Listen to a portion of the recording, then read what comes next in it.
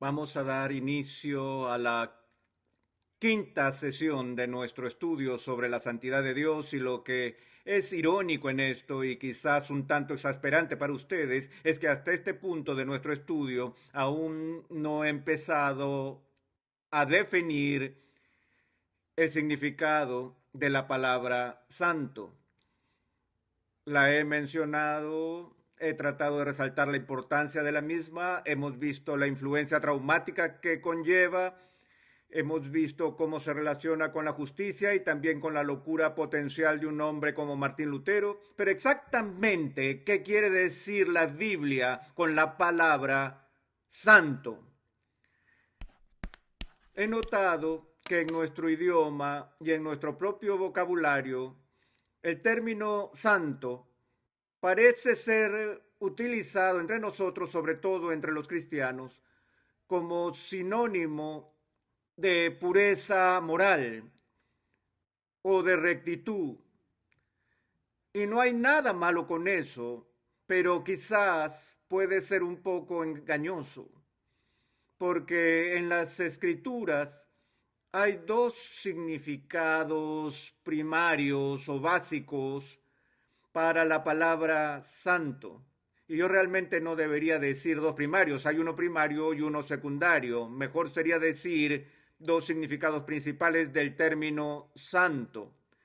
El significado secundario de esta palabra en las escrituras es la que se refiere a la rectitud y la pureza personal. Pero el significado primario de la palabra santo implica separado, o mejor aún, separación teológica. Lo que es santo es aquello que es otro, O-T-R-O, aquello que es diferente de algo más.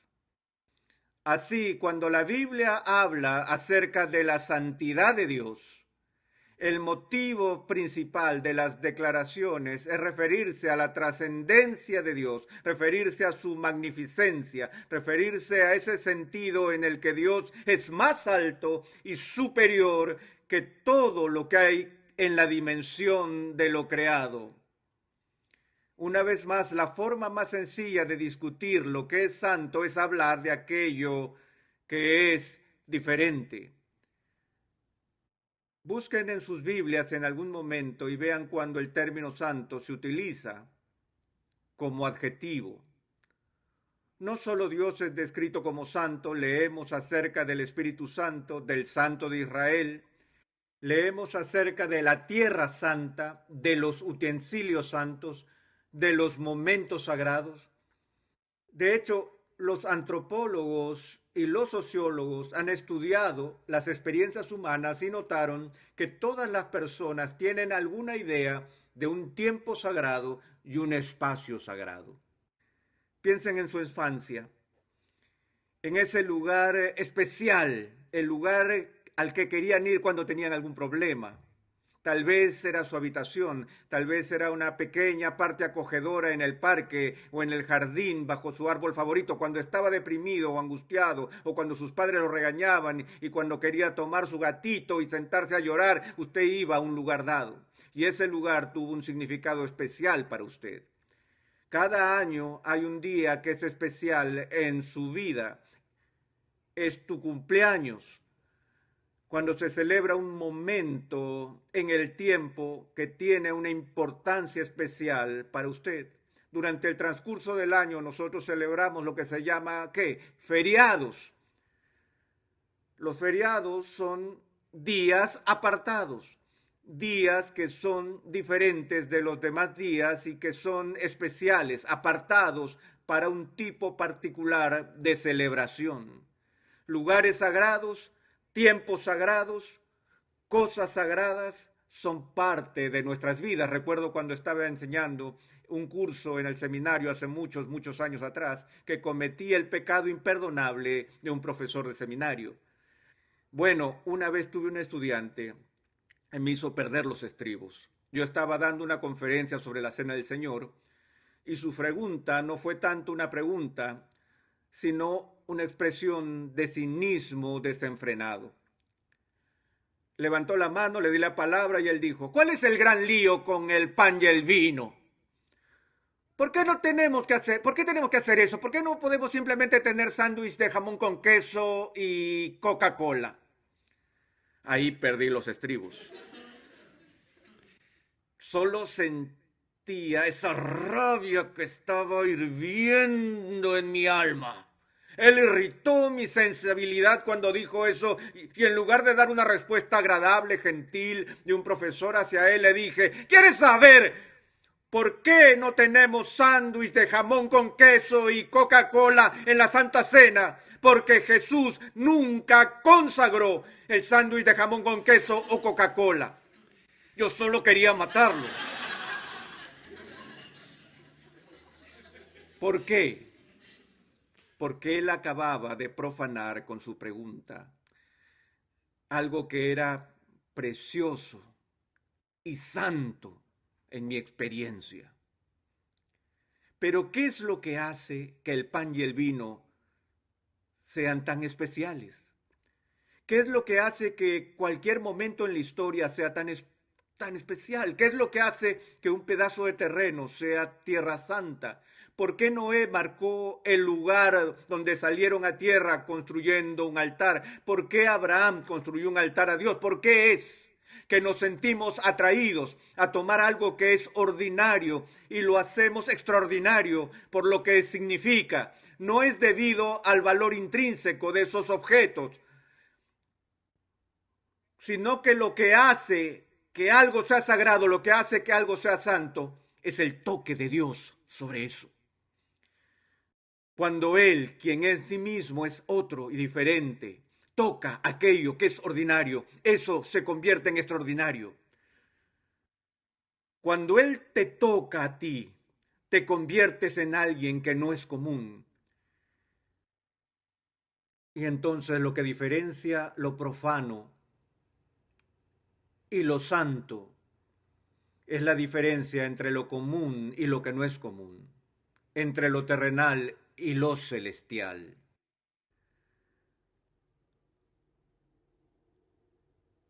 No hace mucho vi un estudio de las fobias en los Estados Unidos en el que se enumeran las 10 fobias más comunes, aquellas cosas a las que la gente más le teme. Miedo a los gatos, miedo de claustrofobia, miedo a los espacios llenos de gente y otras más. Miedo a la muerte. ¿Saben era el miedo número uno de las personas en los Estados Unidos? La fobia número uno: el temor de estar en pie delante de un grupo y dar una charla, lo que estoy haciendo ahora mismo. Es horrible. Pero hay una fobia llamada xenofobia. La xenofobia es el miedo a los extraños o extranjeros. Tenemos una tendencia a tener miedo a las personas cuyas costumbres son diferentes de las nuestras. Y la forma suprema de xenofobia que tenemos es nuestro temor del Dios vivo, debido a que Él es tan diferente de nosotros. Él es alto y sublime. Uno de los estudios más fascinantes que he leído y para el cual les pediría que presten mucha atención es un libro que apareció a principios del siglo XX por un teólogo alemán que también era un antropólogo. Su nombre era Rudolf Otto y escribió un libro pequeño, pero un libro que muchos teólogos consideran uno de los libros más importantes del siglo XX. Se puede traducir al español como La idea de lo santo. Y lo que hizo Otto fue esto, algo que encuentro muy fascinante. Él fue y examinó a personas de diferentes culturas, aborígenes, europeos, diferentes pueblos, y trató de averiguar lo que consideraban como santo o sagrado en su cultura. Y luego hizo estudios fenomenológicos para ver cuáles eran las reacciones humanas normales ante lo santo. Y después de hacer este estudio, intentó extraer la esencia de la experiencia humana de los santos y llegar a algunas conclusiones. Y una de las conclusiones, él solía hacer esto inventando frases para describir estas cosas. Si ustedes le hubieran preguntado a Rudolf Otto, doctor Otto, ¿qué es lo santo? La respuesta que hubiera dado sería, lo santo es el mysterium tremendum. Ahora, ¿qué quería decir con eso? Él dijo que la experiencia que tenemos de lo santo es una experiencia de algo muy extraño e imposible de penetrar y de comprender. Es misterioso, pero también es poderoso. Y este poder asombroso y misterioso nos provoca una sensación de miedo en nosotros. Escuche cómo Otto describe esto, lo que él llamó el misterio horrible. Él dice esto, la sensación de lo santo a veces viene como una marea suave, impregnando la mente con un tranquilo estado de adoración profunda, o puede convertirse en una actitud más estable y duradera del alma, continuando como si fuera algo espeluznante, vibrante y resonante, hasta que finalmente se desvanece y el alma reanuda su estado de ánimo profano, no religioso de la experiencia cotidiana. ¿Se familiarizan con eso? Todo el mundo en esta sala ha vivido esos trascendentales momentos de conciencia de la presencia de Dios, ¿cierto? No son parte de nuestra experiencia ordinaria y diaria. La experiencia cotidiana, incluso para el cristiano más devoto, es básicamente lo profano. Nuestra alma no queda inundada cada segundo con ese sentido agudo de la presencia de Dios. Y sin embargo, todo cristiano sabe lo que significa tener ese momento precioso de conciencia de la presencia de Dios. Pero es fugaz, como si explotara una erupción repentina desde las profundidades del alma con espasmos y convulsiones, o diera lugar a emociones extrañas, a un frenesí de embriaguez que nos transporta hacia un éxtasis. Tiene una forma salvaje y demoníaca que puede hundir en un horror casi macabro que estremece y continúa. Él describe el hecho de que no todo el mundo responde de la misma manera a la conciencia de lo santo. Algunas personas danzan en giros y realizan todo tipo de actividad extravagante, otros son movidos a un absoluto silencio y contemplación. Pero lo que él detectó en este estudio de los santos es esto, que en todos los ámbitos, a través de las diversas civilizaciones, la respuesta básica de los seres humanos a lo que ellos consideran santo o que sea santo es una respuesta ambivalente. Ambivalencia quiere decir que tenemos sentimientos encontrados acerca de lo santo, que hay algo acerca de la santidad de Dios que nos atrae, pero que también hay algo acerca de la santidad de Dios que nos espanta y nos asusta. Por un lado nos fascina y por otro lado nos aterroriza.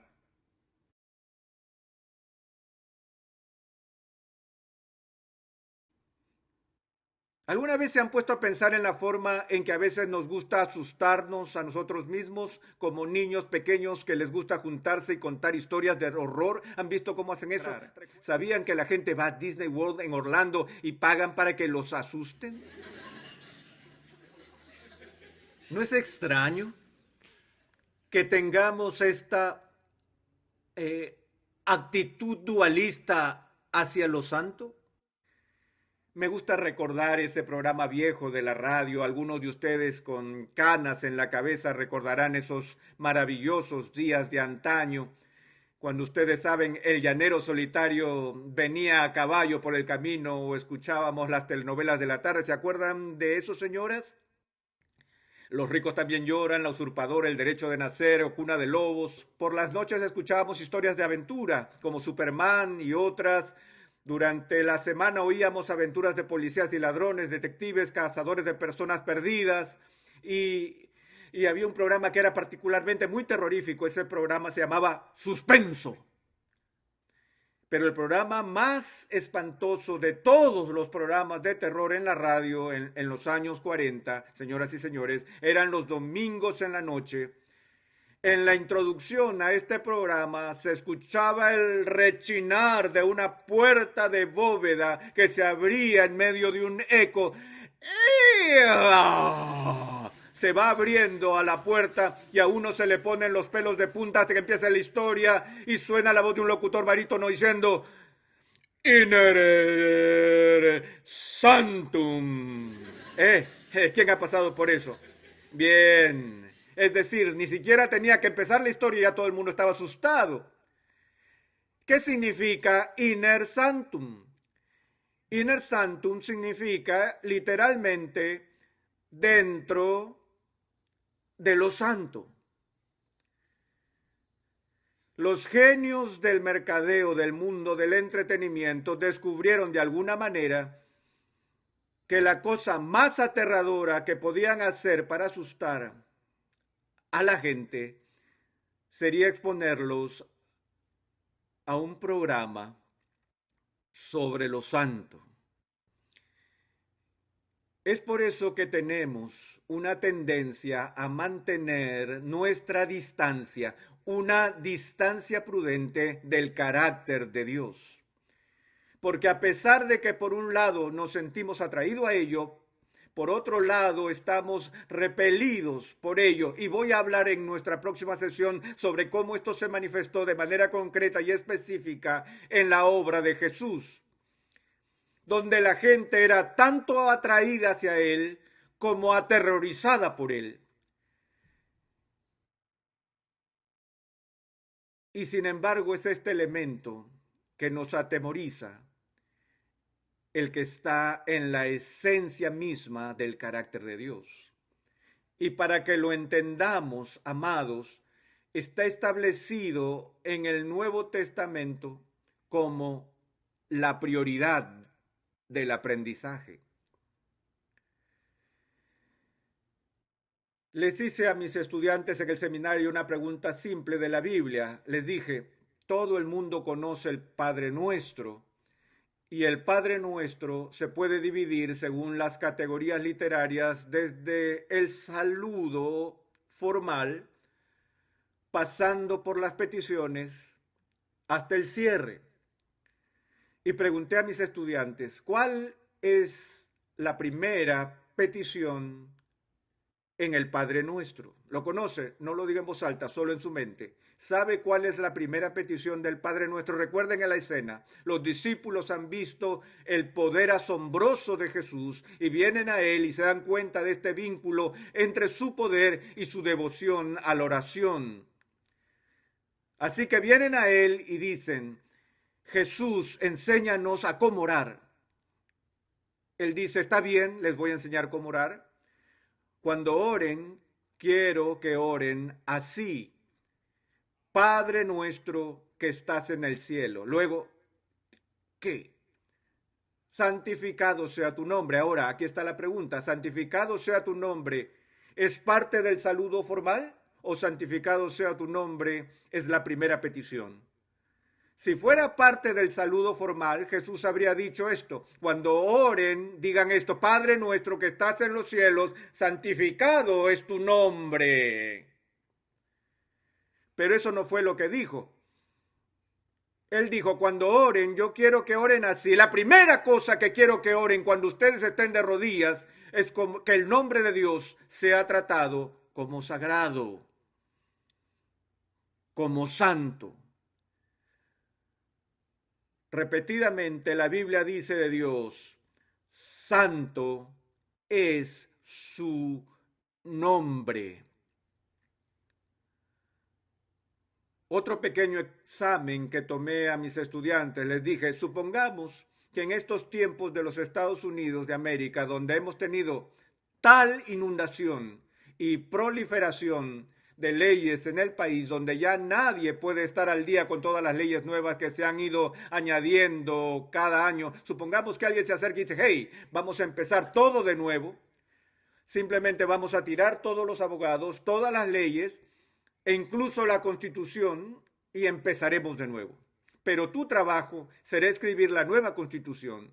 Tu trabajo es escribir la nueva Carta de Derechos y el plan es este, que todas las leyes futuras en la historia de este país serán juzgadas conforme a 10 leyes que tú mismo creaste. Así que solo tienes 10 leyes para poner en los libros. ¿Qué leyes escribirías? ¿Cuántos de ustedes gastarían una de las leyes para hacer una ley contra la codicia? ¿Cuántos de ustedes incluirían en sus 10 leyes una ley que establezca que los niños deben respetar y obedecer a sus padres? La mayoría de ustedes probablemente incluirían una ley que prohíba el asesinato y el robo.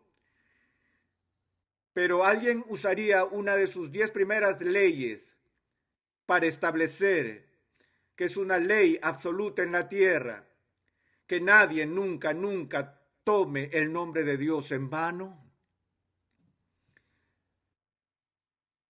Señoras y señores, cuando Dios escribió una constitución para un gobierno nacional, eso estuvo entre sus primeras leyes. ¿No es increíble? Hace unos años leí un artículo sorprendente en la revista Time acerca de un incidente que tuvo lugar en Maryland. Un conductor de camión había sido arrestado por estar borracho y por su conducta desordenada. Y cuando los policías llegaron a arrestarlo, este conductor fue tan abusivo que la policía estaba furiosa al momento de llegar a la estación y querían castigarlo con todo el peso de la ley. Lo llevaron ante el juez y contaron todas las cosas desagradables que este conductor dijo acerca de la policía durante todo el trayecto. Ahora, por la conducta de alteración del orden público, la pena máxima que el juez podía imponer era una multa de $100 y 30 días de cárcel. Pero él realmente quería castigarlo con todo el peso de la ley, y así que desenterró una ley antigua que nunca fue derogada, pero que seguía en los libros de los estatutos de Maryland, la cual prohibía la blasfemia pública. Y la pena por blasfemia pública había sido otros 30 días de cárcel y otra multa de $100. Así que el juez impuso al conductor del camión una multa de $200 y 60 días de la cárcel. Y esta noticia llegó a la revista Time porque el editor de Time se indignó que en estos tiempos alguien pudiera sufrir el castigo cruel e inusual de pagar una multa de $100 y de pasar 30 días en la simplemente por blasfemar públicamente el nombre santo de Dios.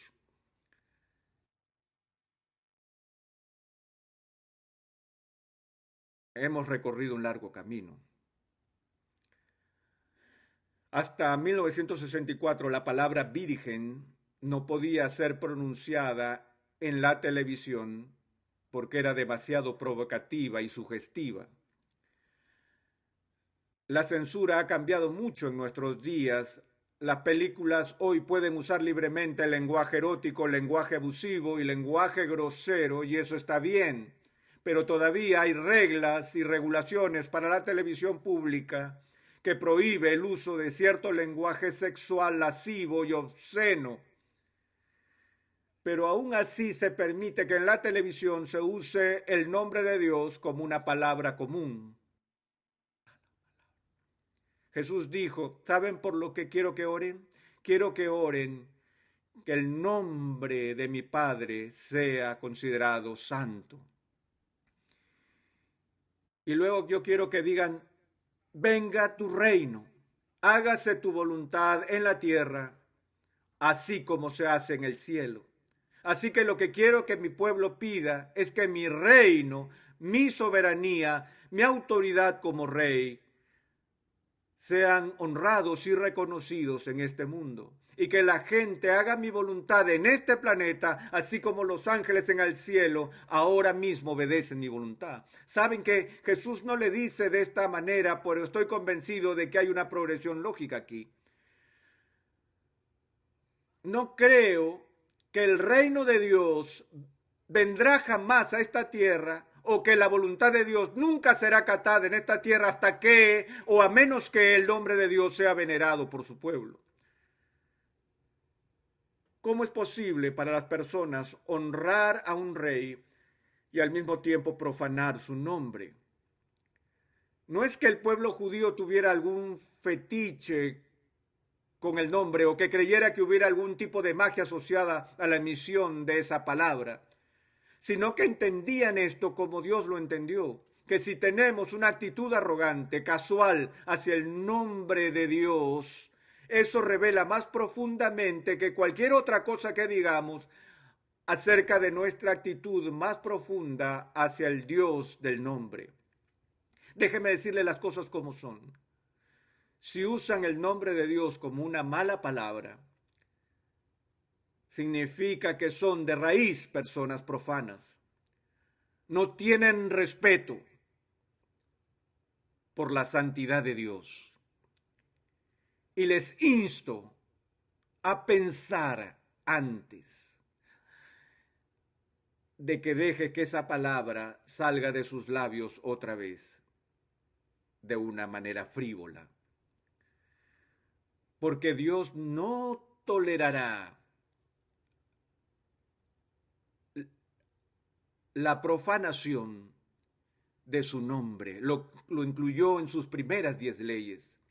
Y Jesús dice que tienes que orar para que el nombre de Dios sea santificado, que sea tratado como diferente, como especial, como extraordinario, como exaltado, porque Él es diferente y especial y exaltado.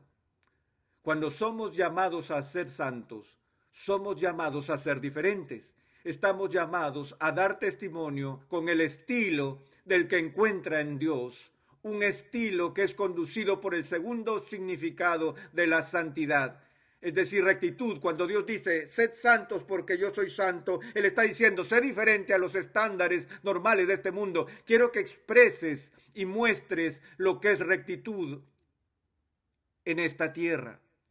Esa es la tarea del cristiano, reflejar y mostrar el carácter de Dios a un mundo moribundo. Oremos. Padre nuestro, de nuevo te pedimos disculpas por la forma en que hemos profanado tu nombre en palabras y en hechos y en pensamiento.